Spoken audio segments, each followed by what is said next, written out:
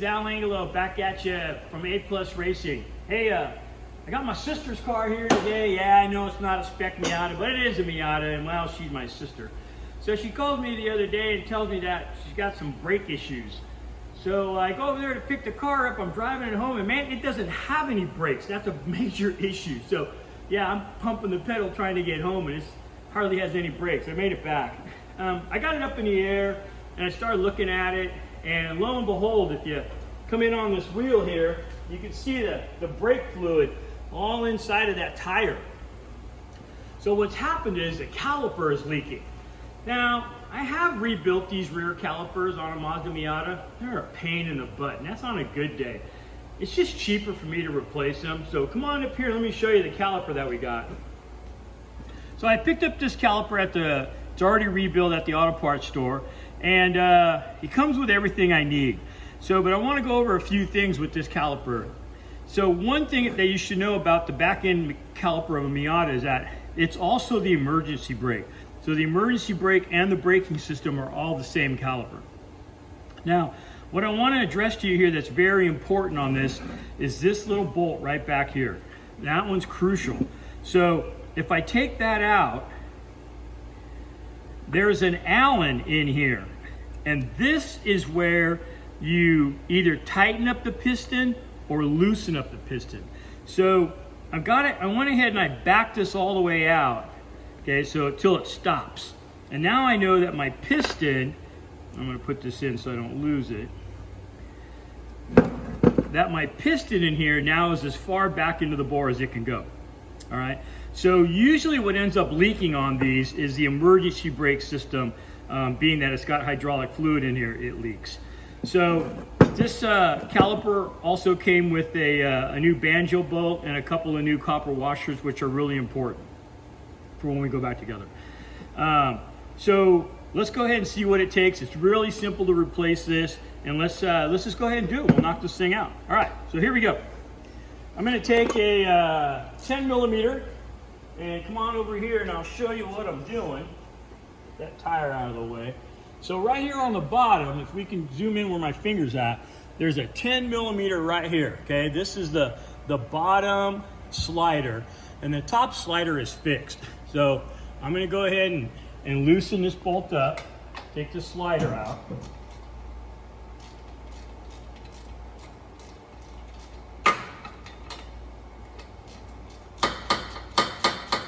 She's owned this car for a while. She likes Miatas. I hooked her up with her first Miata. She got hooked on them. She went and bought this one. This is in 2004. I don't usually use 2004. Matter of fact, I never do, as a Spec Miata, only for the fact that it's variable timing. It's a whole nother creature to have to learn. And so I just stick to what I know. And that's the NA and the NB. All right, so here is the sliding bolt that I just took out, that 10. I'm gonna go ahead and set that aside. And then the next part I'm gonna wanna do is to take a 14 and I wanna take off this emergency brake cable. And so it's got one bolt that holds it on. So I'm gonna take that off. And then the whole, I'm just taking it right off at the bracket. And the whole emergency brake will come right off all in one piece. So there's the bolt. I got it off.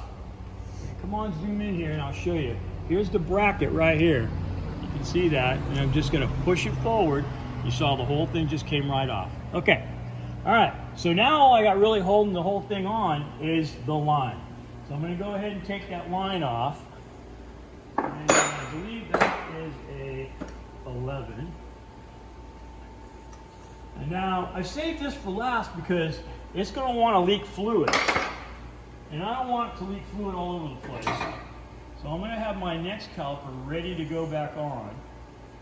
So I've already got my copper washer on that side of the banjo bolt. I'm going to take this one off. Come on in here, you can see what I'm doing. Okay, taking that one off. And there's the banjo, the old banjo bolt. And here's the line. right here, okay? So I should be able to just pick the caliper up and then push it off, like that, okay? So there's that caliper. All right. I'm gonna tape and wipe off the slider that's part of the bracket. It's right here. Okay, so I'm gonna wipe this off. And then I'm gonna add just a little bit of grease to it. Not a lot. Just a little bit of grease on that slider. And if you've never done a brake job before, here's the brake pad right here. And I can carefully take it off. You can see this is the brake lining right here. And then here's the metal backing. So she's got about 50% of her brakes are still good. We'll go ahead and put that back on. All right. Caliper goes on really easy. That slider's gonna go in there, like that. And since my piston's all the way back, that slides in there nicely. All right, let me go get my, okay, so here's my other slider. You remember that first slider we took out? Okay, so I'm gonna go ahead and put a little grease on it.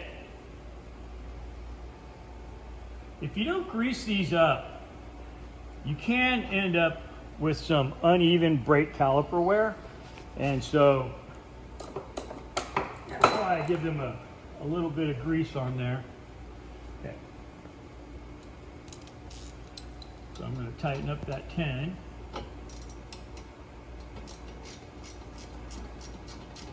It's not a really hard job. So this caliper, you know, I could have rebuilt it, probably would have bought the kit for about $25, but this caliper cost me $55. It's all rebuilt, comes with a lifetime warranty. And so it's just an easier way of doing it. And I want to get that fairly snug. I don't over tighten that, but also don't leave it loose. And so it's just easier for me to go ahead and just buy the caliper already rebuilt. All right, the banjo, very important. So copper washer goes on one side, and then the other copper washer goes on the other side. And then it goes right back on the caliper. Come on in here, you can see where I'm putting it. Okay, all right.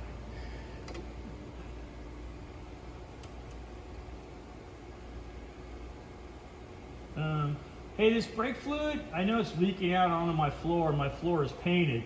One thing about brake fluid is it eats up paint. So the quicker you can clean that up, the better off. You can just hose it down with water. If you get it on the paint of the car, it's not a crime, but you gotta get cleaned off with water. Wipe it off.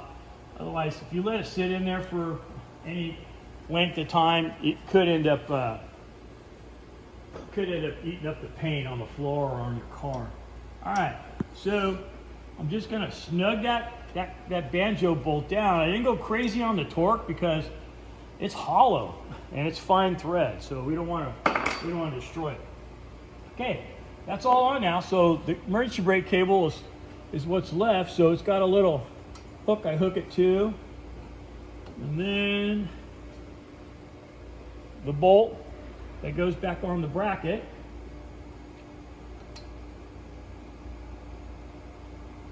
I know it's not a really good view for you guys. Oops. Let me get it started and then you can kind of see where I'm at on it.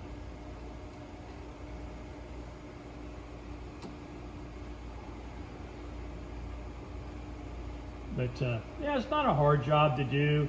Whenever we're building the race cars, I always just buy 2 rebuilt calipers ready to go.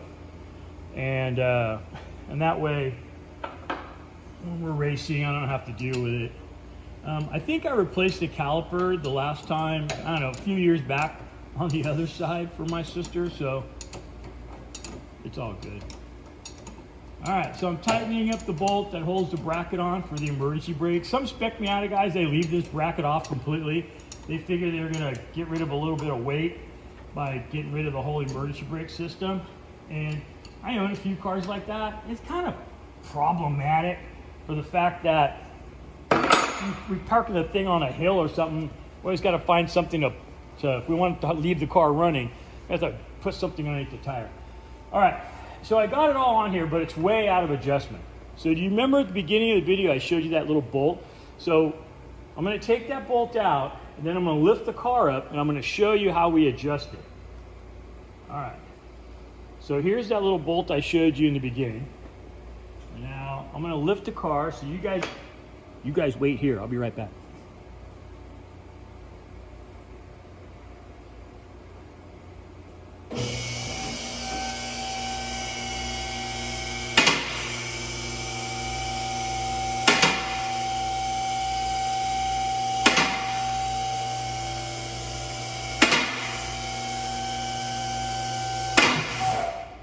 Step on underneath here. Now watch your step because I do have some brake fluid here on the ground. Okay, come on over here. And so here's the caliper. You can get a view of everything I was working with. Here's that little 10mm bolt that was on the slider. If you get a shot from way up here, you can see there was the bracket bolt for my emergency brake. Here's where I hooked it in. And then here, you can see that where my finger's at. That's where that adjustment bolt came out of. So I'm going to stick my 4mm Allen in there, and I'm going to tighten it down as tight as it can go. And what I'm doing is I'm unthreading that piston out. So I'm going to just go until it basically stops. And I'm pushing the pads out against the rotor right now. So I want them all the way out. I'm going to lock that rotor up. All right, there it is. So if I go to turn the axle, pretty stiff. I'll get a little more out of it. There it is, completely locked up. I can't turn the axle. Now I'm going to back it off a half a turn. So there's a half a turn. Now there's a little gear drive in here. And what I do is I don't want to pull the Allen out and pull the whole gear drive out. So what I do is I put my finger next to the Allen, and then I pull the Allen out so that the gear drive doesn't come out with the Allen. All right, now once I got that back on there, I can go ahead and put this little plug back on. The trick on this plug is to not over tighten it. You guys are already aware that I teach high school auto, and a lot of times kids think this thing needs to be torqued like a lug nut, and they don't. Just snug down. They don't really ever fall off, so I don't ever have that problem. So I got that on there. Hit my socket. It's a 14mm.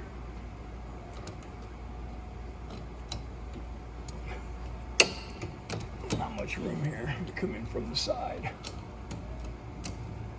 And there it is. That's it. Okay, come on over here. Let's check out our work. All right, so we got it adjusted. Notice that it spins now. The new caliper is on, but we're not done. We got to bleed it, but I'm going to make another video on that. All right, so we're going to have to bleed the brake system. But as you saw, 5, 6, 8 minutes to put that caliper on to replace it. Do both sides, you're going to be golden. Hey, I want to thank you guys for staying with the video this long, and I appreciate all of the input I'm getting from you. If you liked the video, give it a thumbs up. If you haven't subscribed yet, hey, come on and subscribe to my channel. We're going to be doing all kinds of Miata repair like this. I want you guys to have a great day. Thank you. Bye now.